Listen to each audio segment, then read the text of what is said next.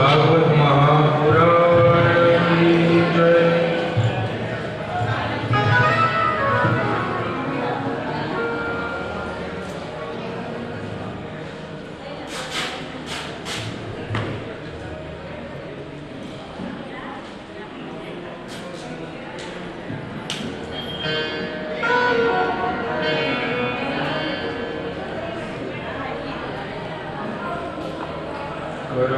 करारविन्दे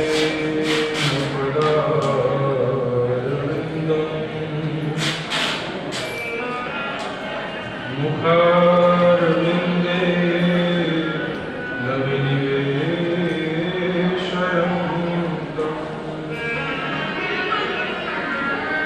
वटस्य पत्रस्य उद्देशयामि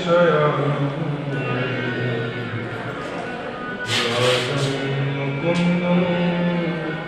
मनसा स्मरामि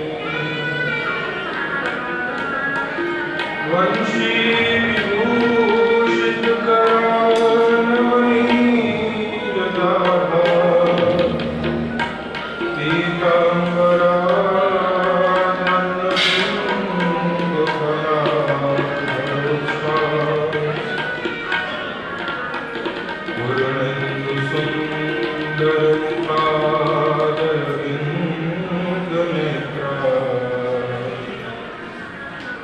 कृष्णात् परं किमपि तत्त्वमहं न जाने।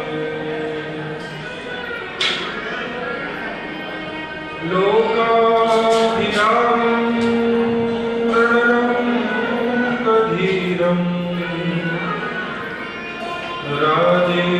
राजीवनेत्रं रघुवंशनाथं कारुण्यरूपं करुणाकरं श्रीरामचन्द्रं शरणं प्रपद्ये।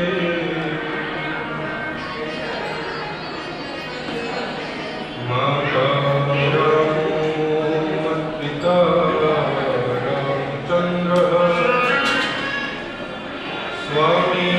रामो मत्सखा रामचन्द्रः सर्वस्व मे रामचन्द्रो दयालु नान्यं मे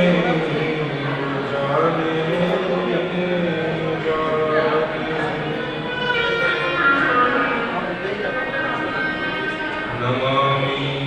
शमीशान् निर्वाणरूपं विभुं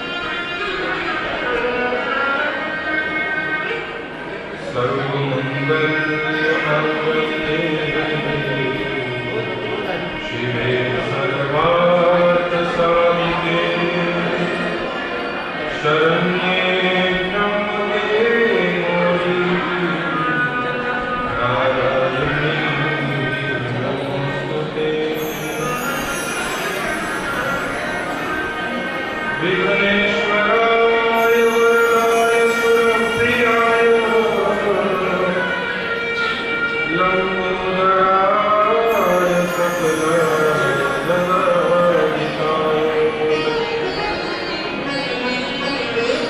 नागानां हृदयविभूषिताय गौरीसुताय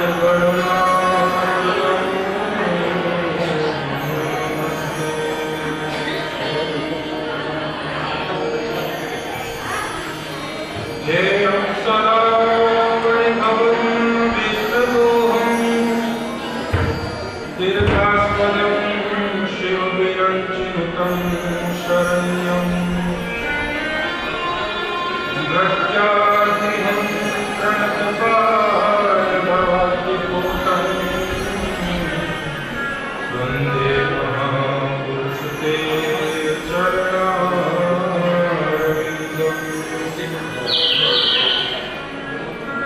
प्रणवं पवनकुमार कलवलकाय सत्यानघन जासुरिनय जयागार वसई राम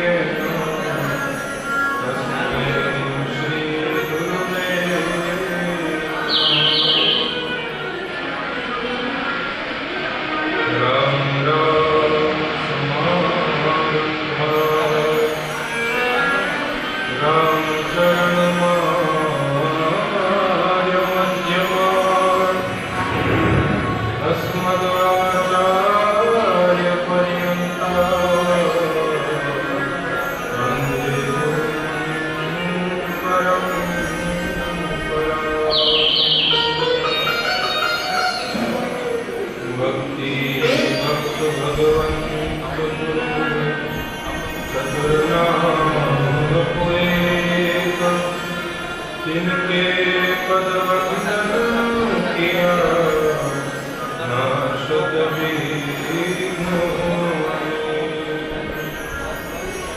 रामचरण की शरण में दूंगी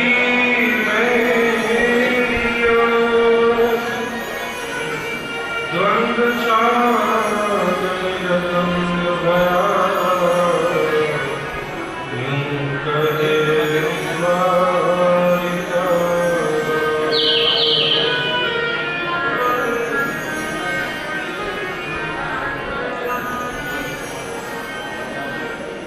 परम मंगलमय आनंद की मूर्ति परात् परब्रह्म सर्वं खलु ब्रह्म सत्यनांतर ब्रह्म मनवाणी पर गुणगण निलय सर्वेश्वर सर्वव्यापक सर्वांतर्यामी विराट विश्वात्मा विराट पुरुषोत्तम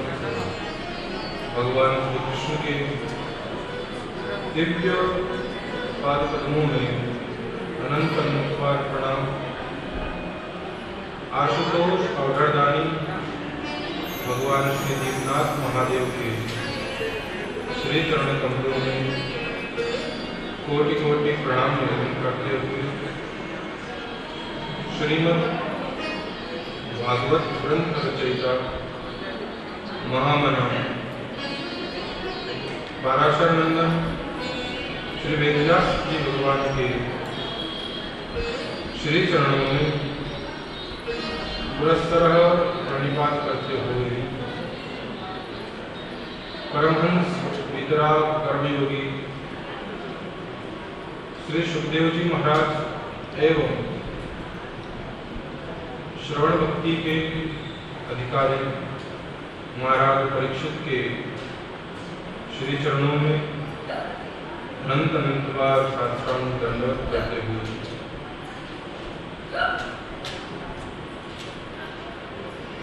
अंतर्राष्ट्रीय श्री रामस्नेही संप्रदाय अध्याचार्य तपश्चर्य स्वामी श्री रामचरण जी महाराज के श्री चरण कमलों को विनयान्वित भाव से प्रणाम निवेदन। सद्गुरुदेव भगवान के श्री चरणारविंदों का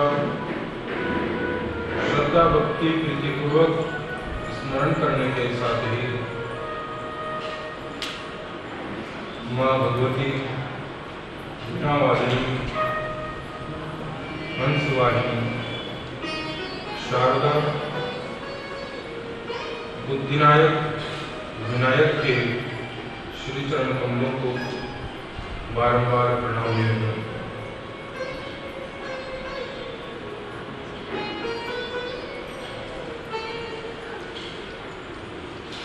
अनन्य भागवत प्रेमी मुमुक्षुजनों,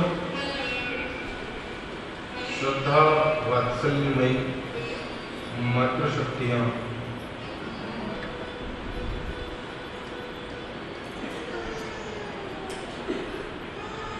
श्रीमद् भागवती वार्ता का यह चतुर्थ दिवस का कथानक आप हम सभी के मध्य में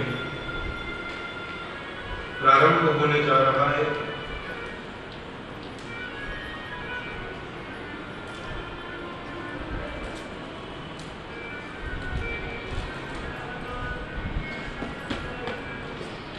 और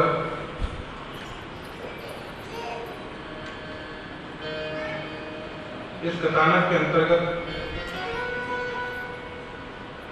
आप हम सभी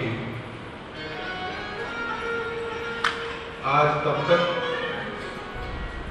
कथा पांडाल में विराजमान रहेंगे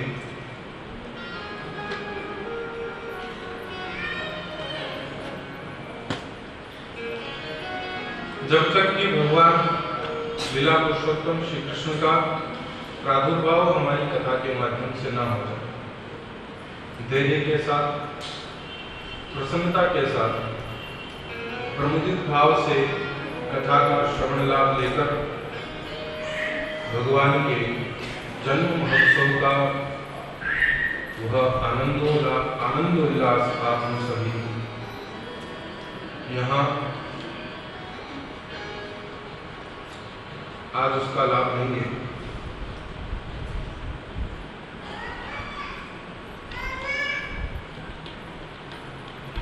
कल के कथानक में आप हम सभी भगवान की वात्सल्य लीला का श्रवण लाभ ले रहे थे और उसी वात्सल्य लीला के द्वारा भगवान ने भक्तराज प्रहलाद की रक्षा करते हुए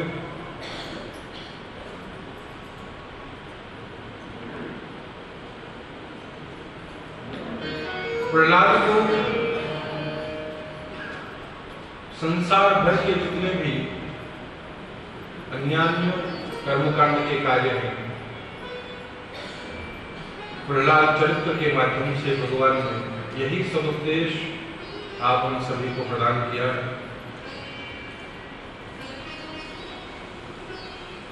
कि संसार में सर्वधर्मान परित्यज्य मामेकं शरणं व्रज। जो भी शरीर से निर्वहन होने वाले जितने भी धर्म हैं, जितने भी कर्तव्य कर्म हैं,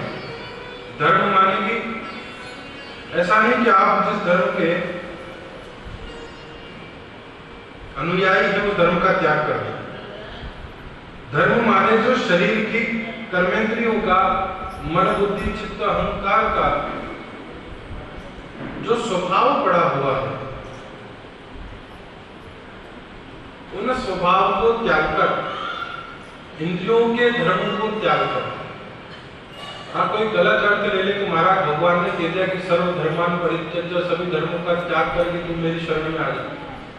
तो देखा जाए तो वो बात भी बड़ी गंभीरता को लिए हुए है। उस बात में भी एक बड़ा रहस्य है कि जो सनातन है, जो अविचल है, जो अविनाशी है, यदि धर्म को त्याग करके भी उसके शरण में चले गए तो वह भी एक प्रकार से धर्म का निर्वहन ही है। लेकिन यहाँ शरीर मात्र जो धर्म है,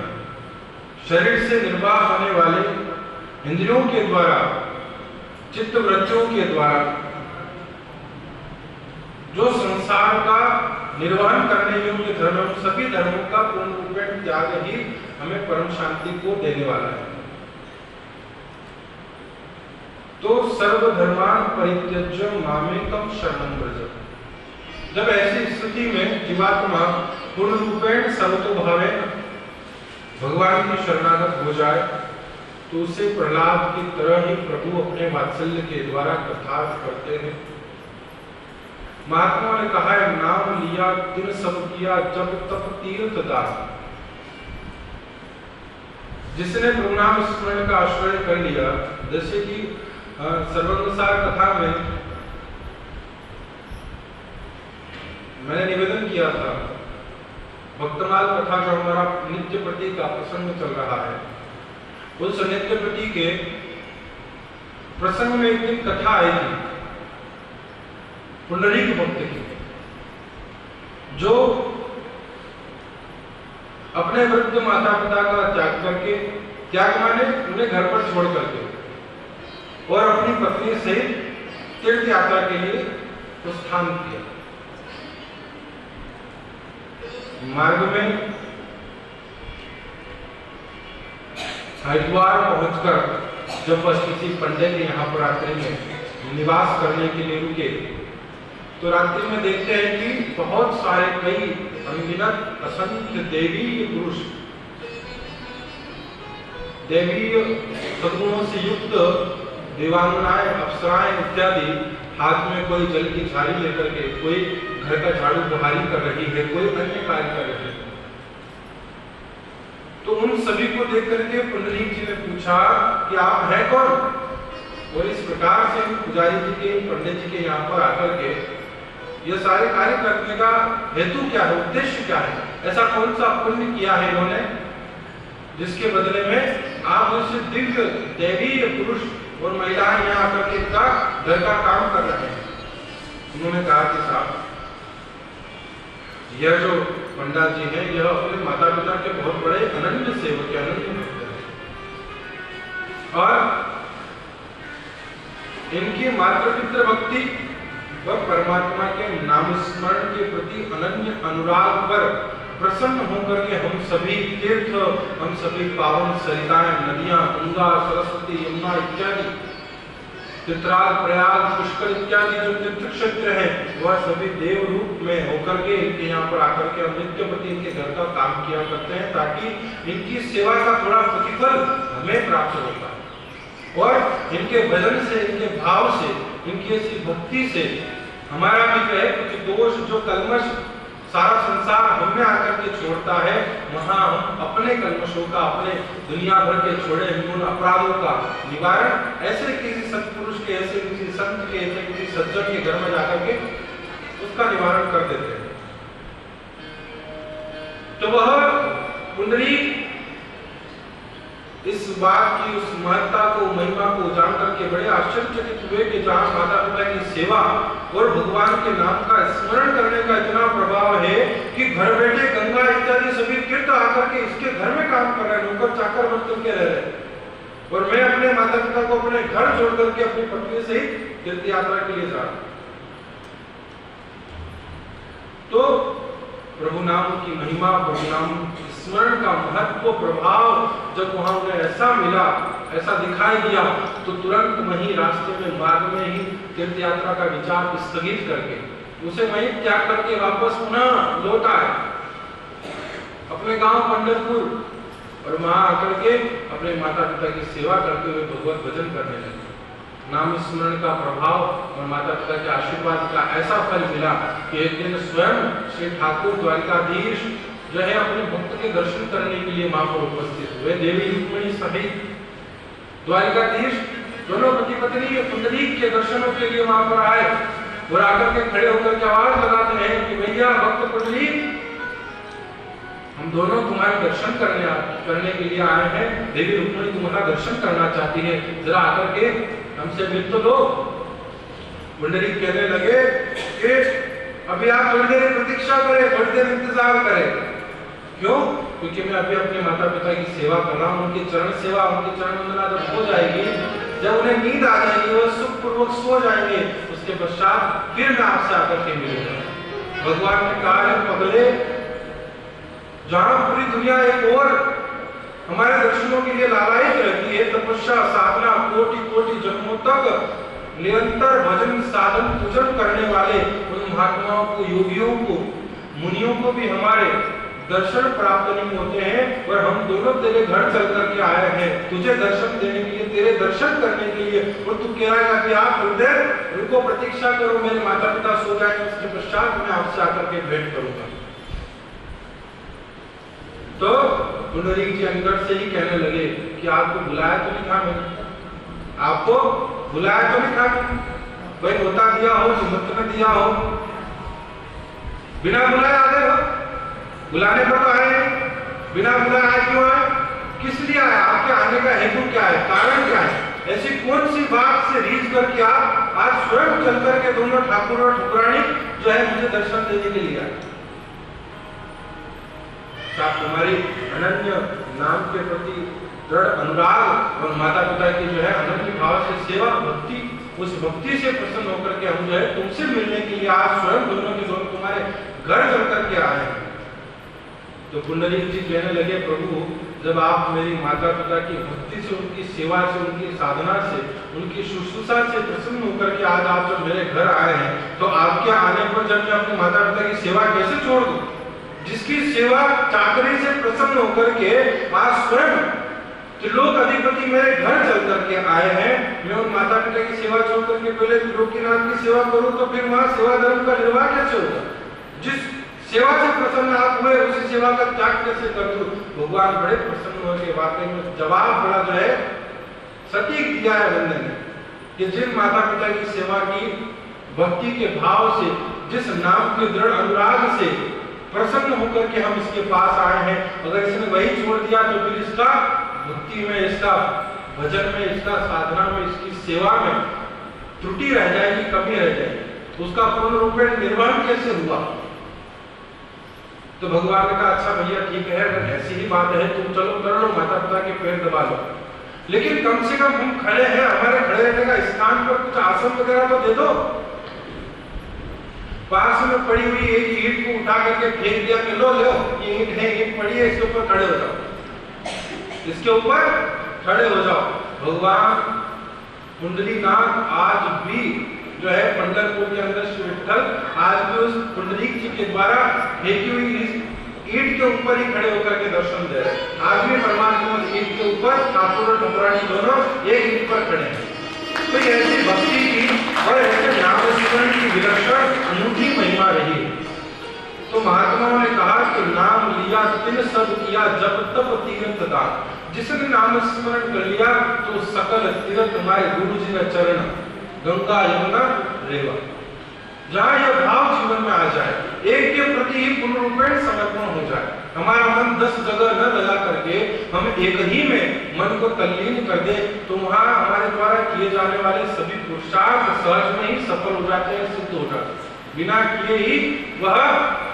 तीर्थ यात्रा, बिना किए ही वह दान, बिना किए ही वह सब जब तक तीर्थ और पुण्य इत्यादि सभी बिना जाए ही घर बैठे आपको उन सबका लाभ प्राप्त हो जाता है। तो महात्माओं ने इसीलिए कहा कि बिना नाम लागे नहीं किया करोड़ों दान।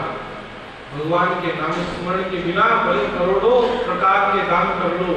लेकिन नाम स्मरण यदि नहीं है, नाम के प्रति दृढ़ता नहीं है, नाम के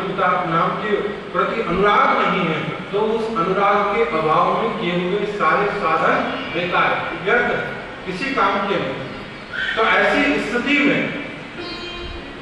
प्रहलाद जी की उस नाम के प्रति अनन्य निष्ठा से ही प्रसन्न होकर के भगवान ने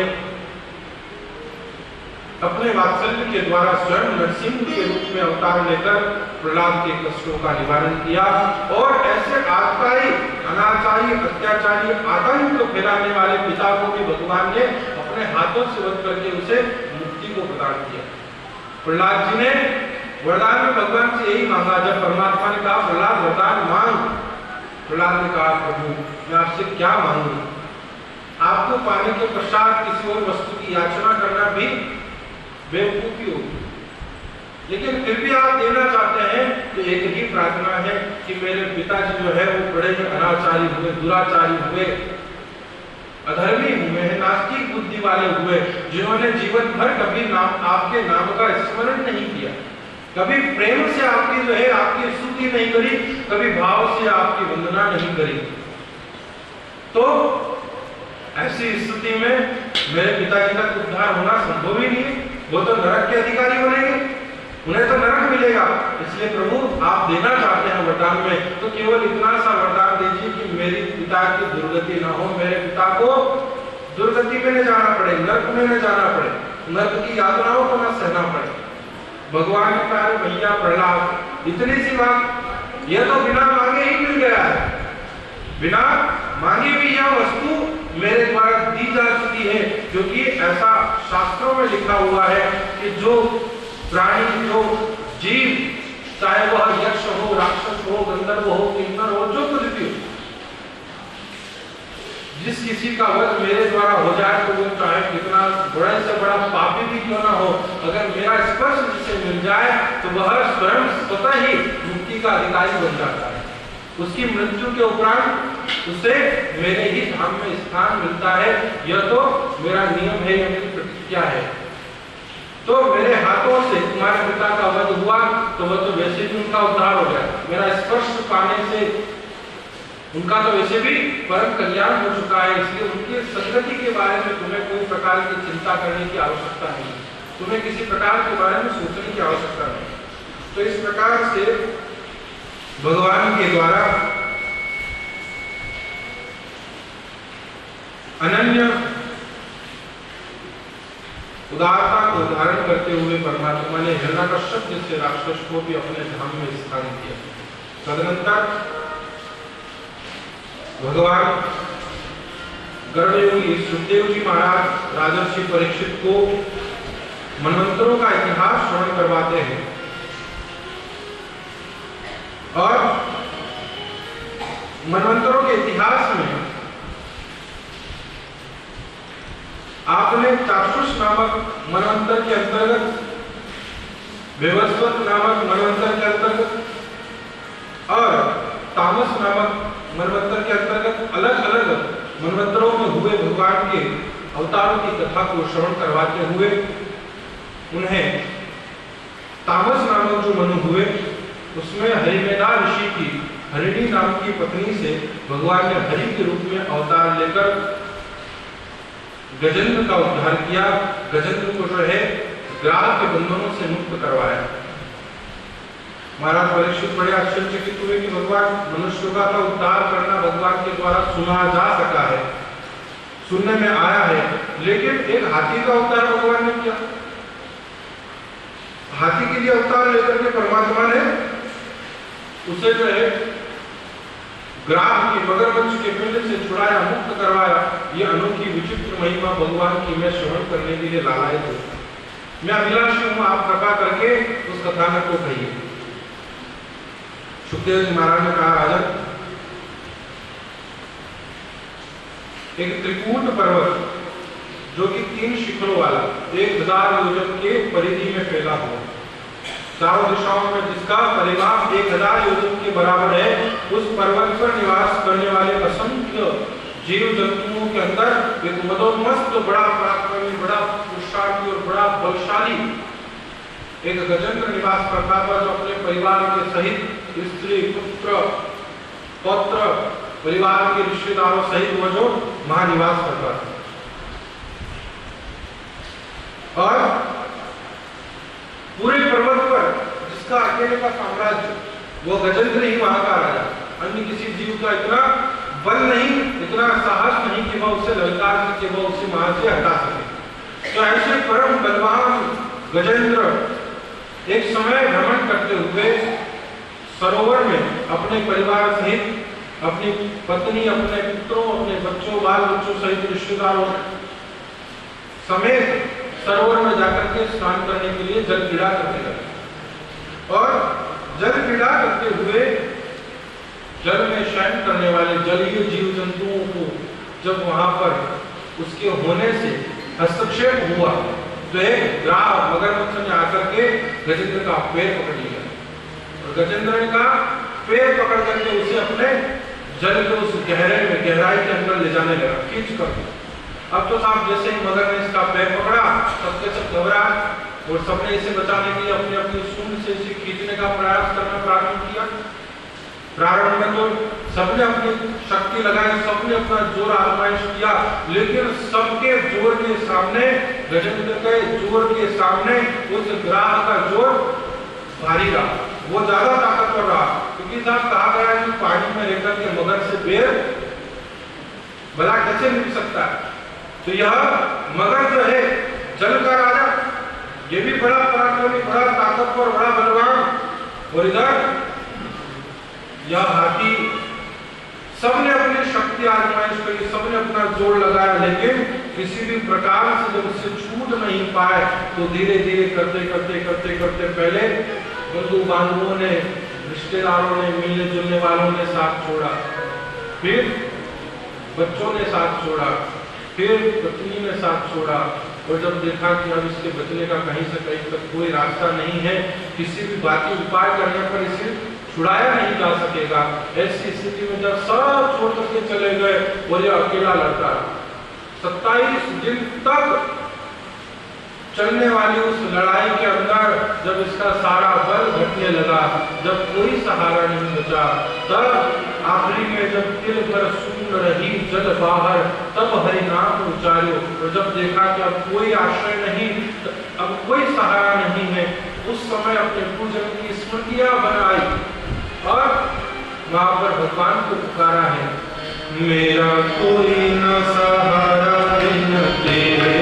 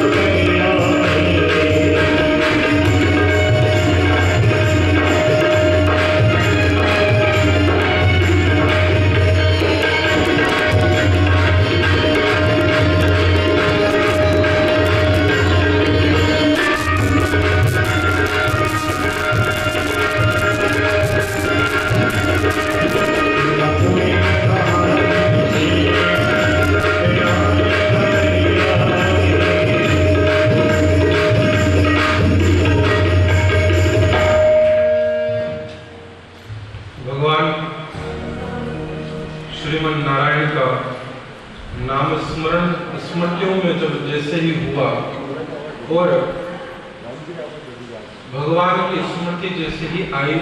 और जब पुकारा तो भागवत में सुखदेव जी महाराज कहते हैं कि राजन, नाम पूरा हो भी नहीं पाया,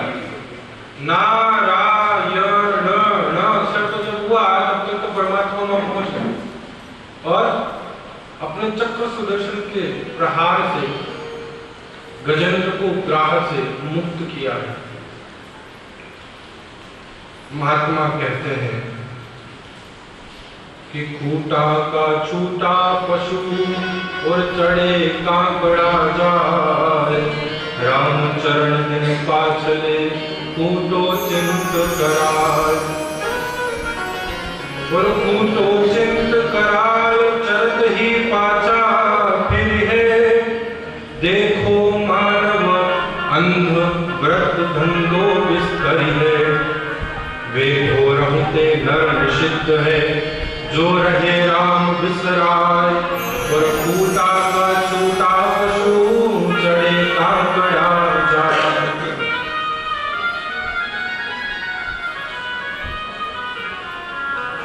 यह गजेंद्र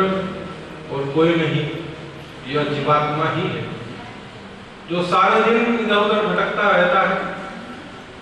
और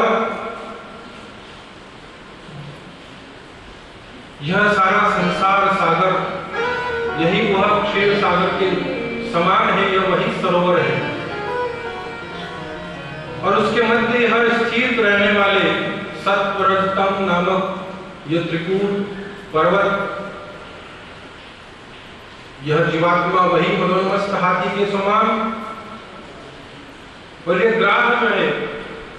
यह मगर और कुछ नहीं, यह वृद्धावस्था है, यह जरा है।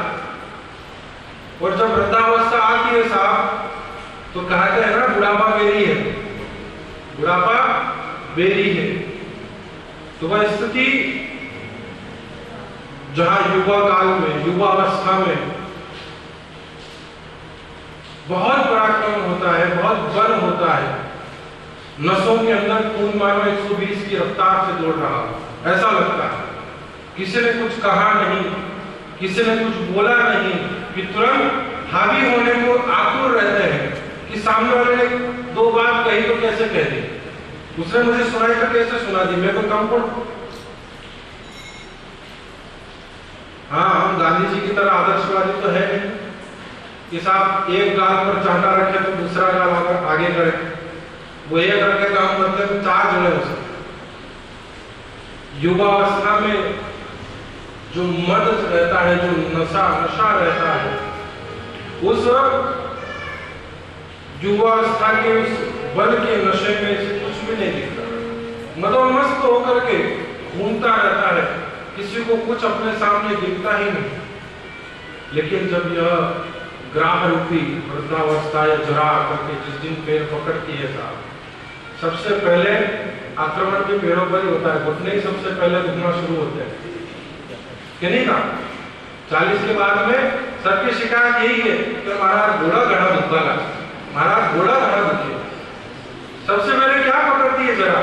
वृद्धावस्था आकर के सबसे पहले व्यक्ति के पैरों पर, उसकी नींव पर, उसके स्तंभ पर आकर के आक्रमण करती है कि सबसे पहले इसके पैर कमजोर किए जाए। यह संकेत है, यह संकेत है वृद्धावस्था का कि हाँ साहब बुलावा आ गया है, तैयारी कर लो। खूब प्रयास किए जाते हैं, ऑपरेशन कर लो साहब, अरे मुंबई में घना बढ़िया करता है डॉक्टर है, विहाव कर देगा बिल्कुल घोड़ा की जांच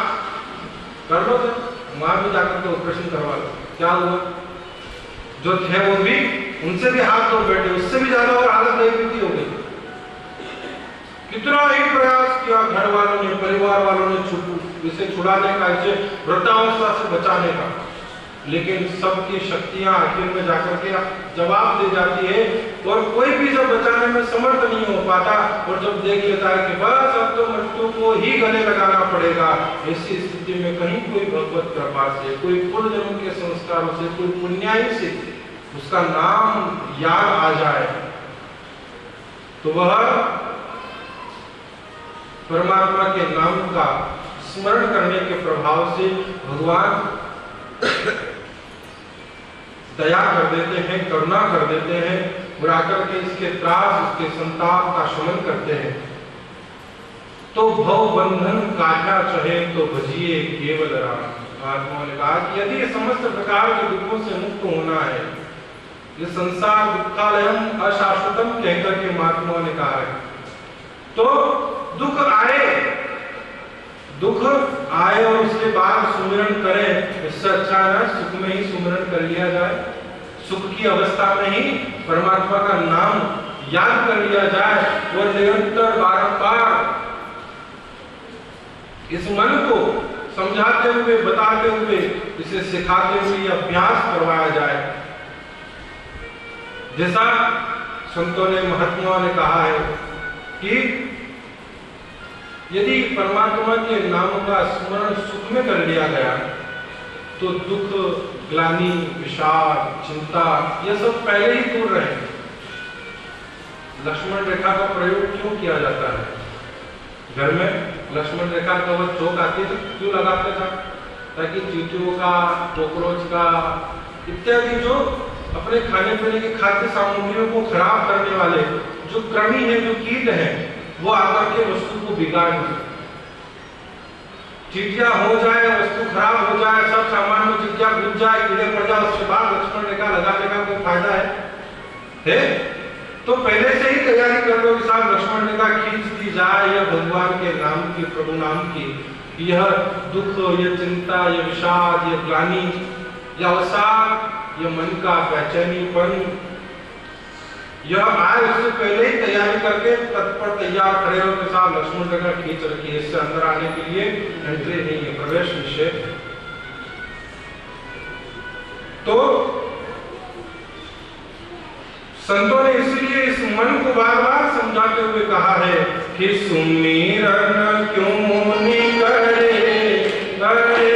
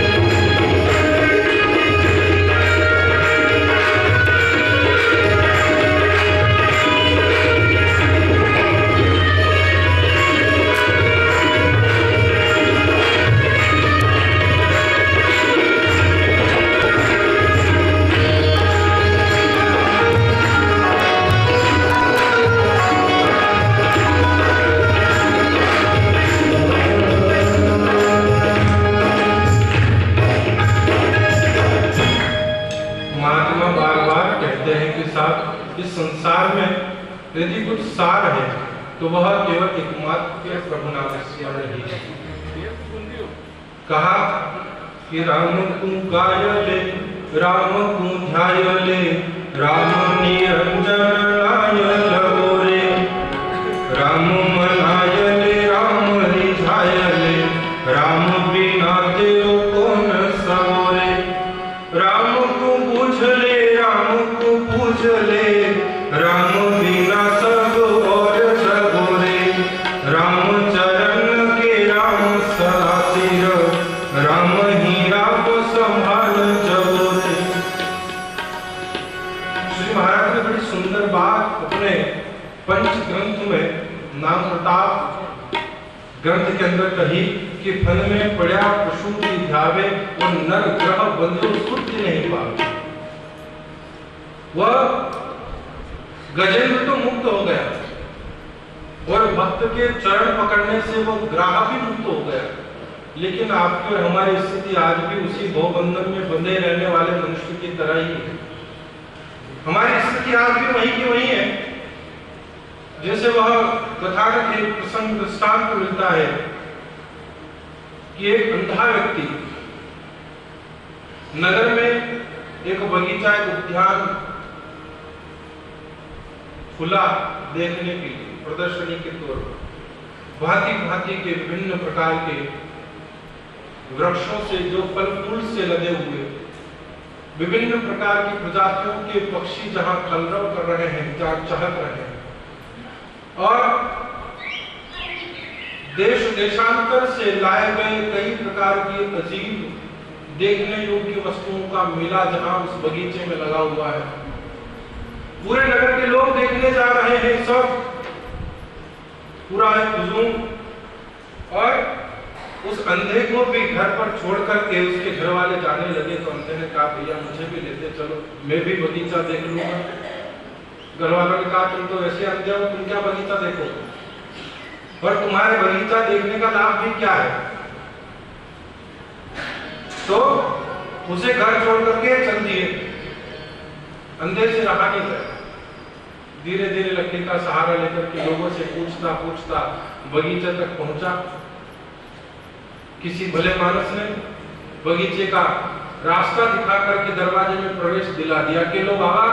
ये बगीचे का द्वार है, इसमें अंदर चले जाओ, खूब सारी जो है देखने की वस्तु है, खूब मेला पड़ रहा है, खूब आनंद लुट रहा है, खूब मौज मस्ती की जा रही है। अब साहब अंधा अंदर गया, घूमा फिरा, फल फूल इत्यादि तोड़ करके खाए, और जब सायंकाल होने को आया, बगीचा बंद होने का समय हुआ, कर्मचारी ने आकर के आवाज लगाई कि जो भी बगीचा देखने के लिए आए हुए हैं, संध्या काल हो चुका है, बगीचा बंद होने वाला है, सभी अपने अपने गंतव्य को, अपने अपने घर को प्रस्थान करो। आवाज अंधे ने भी सुनी, परेशान हुआ, आवाज लगाई दूसरों को बुलाने के लिए, सहायता के लिए कि भैया कोई हो तो आकर के मुझे भी जो है दरवाजे से बाहर निकाल दो, मैं अपने घर चला जाऊंगा। लेकिन किसी को ध्यान रहा नहीं, कोई घर का साथ में था भी नहीं जो इसे ले जाकर के अपने घर तक पहुंचा दे। सब लोग अपने अपने ध्यान में, अपनी अपनी बातों में मशगूल थे, लोग अपने अपने घर चले गए, ये अकेला अंधा उस बगीचे में रह गया और अब रोने लगा, पुकारने लगा, रे भैया कोई है तो मुझे भी इस बगीचे से बाहर कर दो। इतने में ही कर्मचारी जो वहां पर कार्य करने वाला था, काम करने वाला, देख रेख करने वाला था, वो आया, उसने देखा कि अरे कोई अंधे बाबा जो है भटक रहे हैं, परेशान हो रहे, दया लगी, आकर के उन्हें कहा बाबा आपको घर जाना है, आप निकले नहीं अभी तक। उस व्यक्ति ने कहा भैया मैं तो अंधा हूं, मुझे दिखाई नहीं देता, तुम्हारी बड़ी कृपा होगी अगर मुझे इस बगीचे से बाहर निकलने का रास्ते तक तुम मुझे पहुंचा दो। कर्मचारी ने कहा बाबा मुझे भी इतना समय नहीं है, लेकिन मैं हाँ आपकी इतनी मदद जरूर कर सकता हूँ कि ये जो दीवार है, इस दीवार के सहारे से सहारे आपको आपका स्पर्श करते हुए चलते जाना है, चलते जाना है, दीवार पकड़ लो और चलते चलते थोड़े ही कदम दूर चलने के बाद दरवाजा आएगा और आप उस दरवाजे से बाहर चले जाओ। कर्मचारी दीवार का सहारा दिला करके उस अंधे को अपने काम में लग गया। और यह अंधा उस दीवार के सहारे चलता चलता चलता चलता धीरे धीरे आगे बढ़ता हुआ चलने लगा। थोड़ी देर बाद इसके मस्तक में, इसके सिर में खुजली होने लगी, तो वह एक हाथ दीवार का सहारा लेकर के एक हाथ से खुजाने लगा। थोड़ी देर बीतने के बाद खुजली ज्यादा बढ़ी, तो यह दोनों हाथों से खुजाने लगा। दोनों हाथों से खुजाते खुजाते खुजाते खुजाते आगे चलते चलते चलते चलते थोड़ी देर बाद खुजली उठ गई, फिर वापस दीवार का सहारा लेकर के फिर चलने लगा। अब वह चलते चलते चलते चलते, बहुत बड़ा बगीचा था, बहुत बड़ा उद्यान था। आखिर में जब रास्ता नहीं मिला, दरवाजा नहीं आया, तो फिर हाथ सिर पर धर करके रोने लगा, वहीं बैठ करके विलाप करने लगा। और वह कर्मचारी ने जब किसी के रोने की आवाज सुनी, आकर के देखा तो वही अंधा जिसे दीवार का सहारा दिलाया था, उसने पूछा, अरे बाबा आप अभी तक बाहर नहीं निकले, अभी तक आपको रास्ता नहीं मिला। वह अंधा कहने लगा, भैया रास्ता कहाँ मिले, दीवार ही इतनी लंबी है, खत्म होने का नाम ही नहीं ले रही, अभी तक दरवाजा आया ही नहीं। कर्मचारी ने देखा दरवाजा तो 10 कदम पीछे छोड़ करके आया है, उन्हें दरवाजा मिला कैसे नहीं, उन्हें दरवाजा मिला कैसे नहीं। उसने कहा, बाबा आप थोड़ा पीछे चलो, ये दीवार का सहारा हो, पीछे चलते हुए आ जाओ, मैं थोड़ा और काम शेष निपटा करके आता हूँ, लेकिन आपको दरवाजा मिल जाएगा। और साहब वो फिर वापस चलने लगा। फिर थोड़ी देर हुई, फिर उसे खुजली चली, फिर सिर खुजाते हुए चलता रहा आगे। खुजली ज्यादा बढ़ी तो दोनों हाथों से खुजाते हुए आगे चलता रहा, दरवाजा फिर पीछे छूट गया, फिर आगे निकल गया। फिर थोड़ी देर बाद कर्मचारी घूमता हुआ आया, देखा कि ये हो क्या रहा है, ये आदमी अभी भी यही दरवाजे से बाहर चला जाना चाहिए था, अभी तक इसी बगीचे में बना हुआ है, क्या कारण है। उसने तब दृश्य देखा, वो घूमता घूमता घूमता घूमता जैसे ही दरवाजे के समीप आने वाला होता है, तो उसके सिर में खुजली होने लगती। अब वो एक हाथ से खुजाता हुआ दूसरे हाथ से दीवार का सहारा लेते हुए धीरे धीरे आगे बढ़ता है। खुजली तेज होती है तो दोनों हाथों से खुजाता है, वह चलता रहता है, और उस खुजली के दौर में ही वह दरवाजा पीछे छूट जाता है और ये चलता चलता आगे बढ़ जाता है। स्थिति ऐसी हुई कि साहब दरवाजा मिले उसको कभी, अगर वो रुक करके खुजा ले और वापस अपनी खास खुजाने के बाद उपरांत फिर दीवार का सहारा लेकर के चले तो उसे दरवाजा मिल सकता है। लेकिन स्थिति बार बार वही दोहराई जा रही है कि वह रुकता नहीं है और खुजली होती है, खुजाता है, चलता जाता है, खुजाता है, चलता जाता है और दरवाजा पीछे छूट जाता है। बड़ी दयनीय स्थिति हो गई, परेशान हो गया, हताश हो गया, जोर जोर से रोने लगा। कर्मचारी को दया लगी कि अपना काम ठीक है, बाद में देखा जाएगा, कर लेंगे, लेकिन पहले इस भले मानुस को दरवाजे से बाहर निकाल करके इसे अपने घर तक भेजा। हाथ पकड़ करके उसने उस दरवाजे से बाहर करके उसको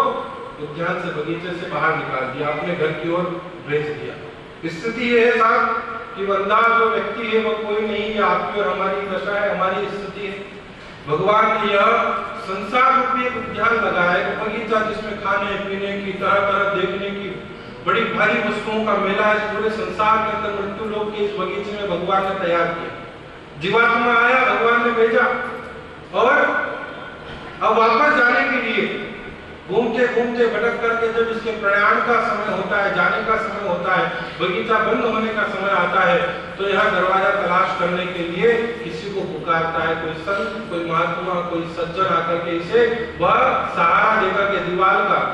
कि भैया ये दीवार का सहारा ले ले और इस दीवार के सहारे से तू दरवाजा आएगा, उस मुक्ति के द्वार को पाकर के बाहर हो जाएगा, वापस अपने गंतव्य तक, अपनी आई हुई स्थान तक, आई हुई जगह तक पहुंच जाएगा। भगवान के नाम स्मरण रूपी दीवार का सहारा देकर के वो सज्जन, वो महापुरुष, कोई संत,